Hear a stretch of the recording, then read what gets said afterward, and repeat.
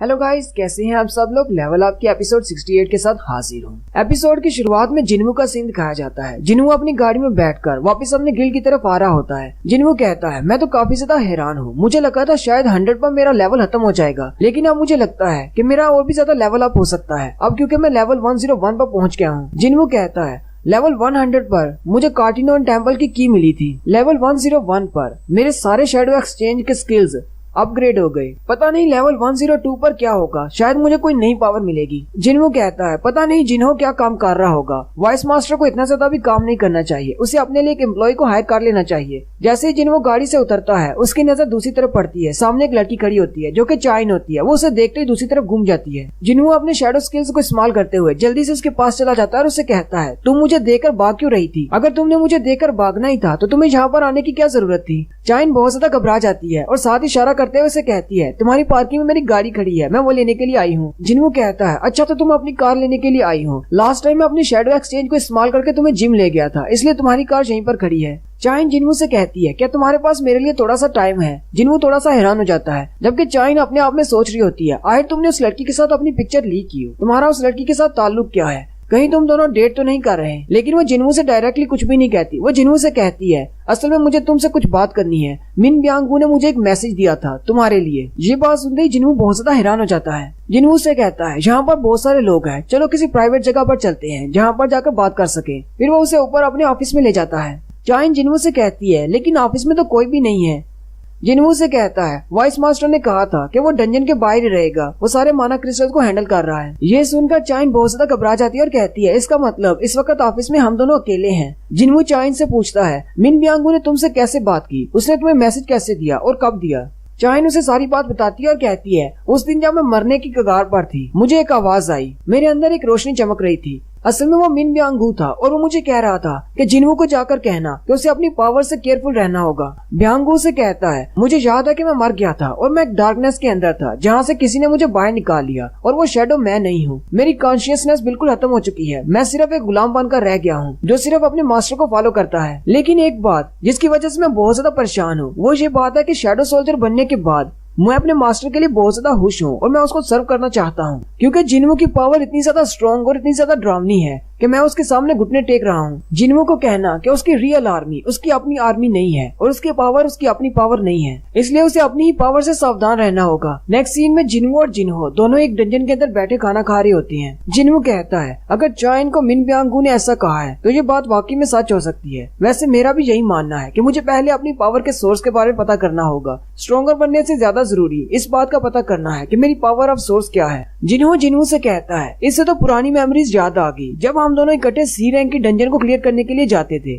जिन्हू से कहता है, पहले अपना खाना तो खा लो, उसके बाद बात करो। जिन्हू से कहता है, तुम्हारे शैडो क्रीचर्स अपनी मर्जी से चल फिर सकते हैं, तो फिर क्यों ना उनको अपने काम करने दे, जबकि हम लोग आराम से बैठ सकते हैं। यहाँ पर नहीं हो तो उन्हें डंजन के अंदर भेज दिया करो। जिन्हू से कहता है, ऐसा नहीं हो सकता। जिन्हू से दूसरी तरफ इशारा करता है, एक चूंटी एक डेड बॉडी को खा रही होती है। जिन्हू कहता है, मुझे नहीं पता कि ये इडियट्स क्या करेंगे अगर मैं अराउंड ना हूँ तो। साथ ही जिन्हू से पूछता है, क्या तुम्हारी बहन जिना ठीक है? कहीं वो अभी तक ट्रॉमा में तो नहीं? जिन्हू से कहता है, डॉक्टर्स कहते हैं थोड़ा दिन रेस्ट करने के बाद वो बिल्कुल ठीक हो जाएगी। वैसे भी मैंने अपने सबसे बेहतरीन सोल्जर को उसके साथ लगा दिया है, वो उसे गार्ड करेगा। साथ ही जिन्हू कहता है, अब जबकि मुझे याद आ गया है तो चलो देखते हैं वो लोग क्या कर रहे हैं। जिन्हू अपनी स्पेशल स्किल सेंस शेयरिंग को एक्टिवेट करता है। जिन्हू अपने सारे शैडोज को देख सकता है कि वो क्या देख रहे हैं। जिन्हू सबसे पहले जिना की तरफ देखता है। जिना सो रही होती है जबकि वीरू वहाँ पर बैठकर टीवी देख रहा होता है। वो एक पुराना चाइनीज ड्रामा देख रहा होता है जिसमें कोई अपने किंग से बात कर रहा होता है और वो भी प्रैक्टिस कर रहा होता है कि कैसे अपने किंग से मुहातब होना है। जिन्हू कहता है, जिना तो सो रही है, मुझे पता होना चाहिए था कि बीरू पीछे से टीवी देखता रहता है और वो इस तरह के शोज देखता है, इसलिए वो इस तरह की बातें करता है। फिर वो अपनी मॉम की तरफ देखता है। उसकी मॉम मार्केट में होती है जो कि शॉपिंग कर रही है। नेक्स्ट वो चोई जोंग और जुनहो की तरफ देखता है। उनके साथ भी उसने अपने शैडो सोल्जर्स लगाए हुए हैं, वो भी आपस में फाइट कर रहे होते हैं। और लास्ट में जिन्हू चाइन की तरफ देखता है जो कि वॉशरूम में बैठी नहा रही होती है। ये देखते ही जिन्हू शर्माते हुए जल्दी से अपनी आंखें खोल लेता है और चिल्लाना शुरू कर देता है। जिन्हू से कहता है, क्या हुआ, क्या तुमने कोई बुरा सपना देखा? जिन्हू कहता है, अब मैं क्या करूँ, क्या क्या मुझे उससे माफी मांगनी चाहिए या फिर मैं उसे लंच करवा दूं?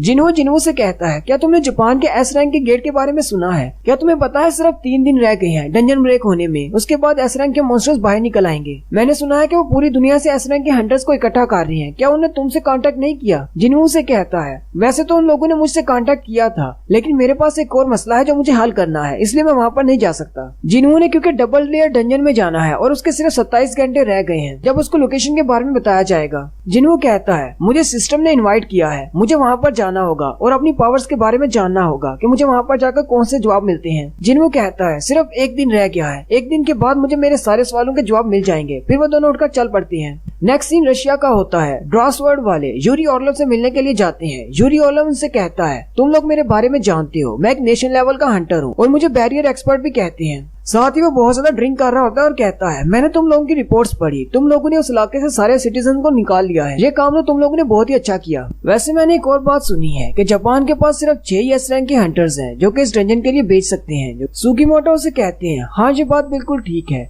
वहाँ पर और भी बहुत सारे ए रैंक के गेट्स ओपन हो रहे हैं जिसके लिए हमें एस रैंक के हंटर्स की जरूरत है। हर गिल्ड में एक एस रैंक का हंटर पीछे रहेगा, हमारे गिल्ड से भी एक एस रैंक का हंटर पीछे रहेगा और हम तीनों तुम्हारी मदद के लिए साथ जाएंगे। यूरी ऑर्लोव उनसे कहता है, ये तो बहुत ही बुरी बात है, इस तरह तुम अपने कंट्री को कैसे प्रोटेक्ट कर सकोगे? साथ ही वो अपनी ड्रिंक की बॉटल को नीचे रखते हुए कहता है, 3.6 बिलियन हर साल, यानी कि 10 मिलियन हर महीने, यही मेरी प्राइस है, बस मुझे इतना दे दो और मैं तुम्हें एस रैंक का गेट क्लियर करके दे दूंगा। $10 मिलियन सिर्फ 1 महीने का। ये सुनकर सुगीमोटो बहुत ज्यादा हैरान हो जाते हैं। यूरी ऑर्लोव उनसे कहता है, मैं तो सिर्फ छोटी सी रकम मांग रहा हूँ, 3.6 बिलियन ज्यादा नहीं है। अगर तुम लोग आंद्रे के पास जाते, वो तो तुम लोगों से 36 ट्रिलियन मांगता और इतनी रकम तुम उसको दे नहीं पाते। मेरा रेट तो उससे बहुत ज्यादा कम है। 10 मिलियन पर मंथ का सुनकर मैं भी सोच रहा था शायद मैं भी एक हंटर होता तो मैं भी इतना ज्यादा कमा सकता। सुगीमोटो के साथ जो दोनों हंटर्स आए होते हैं, लड़का लड़की से कहता है, काने तुम्हें थोड़ी सी रशियन आती है, मुझे बताओ ये पियक्कड़ क्या कह रहा है? काने उसे कहती है, मुझे नहीं पता, लेकिन मुझे इतना पता है कि वो बिल्कुल भी अच्छी बात नहीं कर रहा। साथ ही यूरी ऑर्लोव हंसना शुरू कर देता है और उनसे कहता है, तो फिर क्या फैसला किया तुम लोगों ने? क्या तुम लोग $10 मिलियन पर मंथ में अपना कंट्री खरीदना चाहते हो या फिर नहीं? या फिर अपने पैसे को बचाकर एस रैंक मॉन्स्टर्स के सामने अपने कंट्री को छोड़ दोगे और हार मान लोगे? और साथ ही वो उनसे कहता है, मुझे नहीं लगता कि तुम लोग इस कंडीशन में हो कि मेरे साथ कोई निगोशिएशन कर सको। तुम्हें तो यहाँ पर मुझसे भीख मांगनी चाहिए। अगर एक बार तुम लोग डील को कैंसिल कर देते हो, फिर चाहे तुम मेरे जूते भी चाट लो, मैं तुम्हारी मदद नहीं करूंगा। सुगीमोटो यूरी से कहते हैं, तुमने इतनी बड़ी बात कर दी तो इसका मतलब तुम्हें अपनी एबिलिटी में पूरा यकीन है कि तुम एक एस रैंक के डंजन को कंट्रोल कर सकते हो। यूरी उसे कहता है, तुम्हारे पीछे जो बेकार से एस रैंक के हंटर्स खड़े हैं, इस तरह के 100 खरीदने से तो अच्छा है मेरे जैसा एक ही हायर कर लो, तुम्हारा पैसा बच जाएगा। ये बात सुनते ही सुगीमोटो के हंटर्स को गुस्सा आ जाता है और कहता है, मुझे लगता है कि इसने हमारी इंसल्ट की है। लेकिन जैसे ही वो अटैक करने के लिए आगे बढ़ने लगते हैं, उनको महसूस होता है जैसे वो यूरी ऑर्लोव की एबिलिटी में पहले ही फंस चुके हैं और वो अपनी बॉडीज को मूव भी नहीं कर पा रहे होते। यूरी ऑर्लोव उनसे कहता है, अब तुम्हें पता चला मैं कितना ज्यादा पावरफुल हूँ। मेरी इजाजत के बगैर तुम्हारे एस रैंक के हंटर्स हरकत भी नहीं कर सकते। वो दोनों हंटर्स बहुत ज्यादा हैरान होते हैं और कहते हैं, इसने हमें अपने जाल में कैसे फंसा लिया, जबकि हम दोनों ही एस रैंक के हंटर्स हैं। हम तो अपनी बॉडी को बिल्कुल भी मूव नहीं कर पा रहे।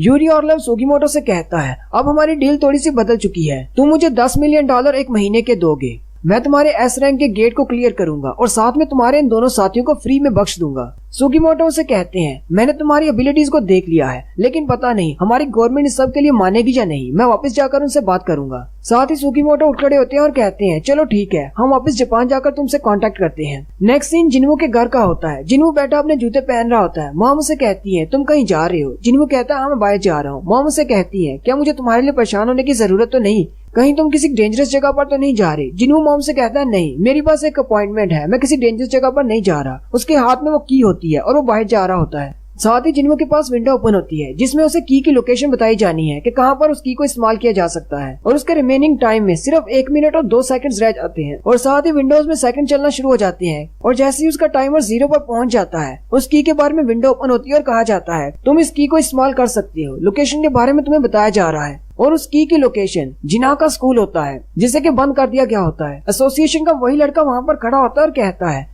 एक ही जगह पर दूसरी बार गेट कैसे ओपन हो सकता है। चलो ये बात तो अच्छी है कि हम लोगों ने स्कूल को क्लोज कर दिया था लास्ट एक्सीडेंट के बाद। उसी वक्त वो सामने देखता है तो सामने से जिन्हू हुड पहनकर आ रहा होता है। वो उसे कहता है तुम यहाँ पर नहीं आ सकते। जिन्हू जैसे ही अपनी हुड उतारता है वो उसे देखकर पहचान जाता है। जिन्हू से कहता है इस गेट को ओपन हुए कितना टाइम हुआ है? वो लड़का उसे कहता है 3 दिन हो गए। जिन्हू कहता है 3 दिन, ये कैसे हो सकता है? मुझे अभी अभी इसकी लोकेशन के बारे में बताया गया है। क्या सिस्टम ने जानबूझकर ऐसा किया? जैसे ही उसने मुझे की के साथ टाइमर बताया था, इसका मतलब डंजन उसी वक्त अपीयर हो गई थी और मुझे सिर्फ 3 दिन के बाद बताया जा रहा है। जिन्हों कहता है ये गेट तो सिर्फ एक सी रैंक का गेट है। फिर वो उस लड़के से पूछता है क्या इस गेट के अंदर कुछ हंटर्स गए हैं? वो लड़का उसे कहता है हाँ, हंटर्स की एक टीम अंदर है, तकरीबन 2 घंटे हो गए उन्हें अंदर गए हुए। जिन्हों उस लड़के से कहता है उस सारी टीम को जल्दी से बाहर बुला लो। वो लड़का कहता है लेकिन ये तो एक सी रैंक का गेट है, इतना ज्यादा डेंजरस नहीं है। जिन्हों से कहता है अगर तुम उस सारी टीम को बाहर नहीं बुलाओगे तो वो सारे के सारे मारे जाएंगे। वो लड़का हैरान हो जाता है और कहता है इस बात का क्या मतलब है कि वो सारे मारे जाएंगे? साथ ही जिन्हों एंटर हो जाता है और उनसे कहता है मेरे पास सब कुछ बताने का टाइम नहीं, अगर वो जिंदा हुए तो मैं सबको वापस ले आऊंगा। और यहीं पर हमारी एपिसोड 68 का एंड होता है। एक्सप्लेनेशन अच्छी लगी हो तो कमेंट करके जरूर बताएं। चैनल को सब्सक्राइब कर दें, वीडियो को लाइक और शेयर कर दें। शुक्रिया।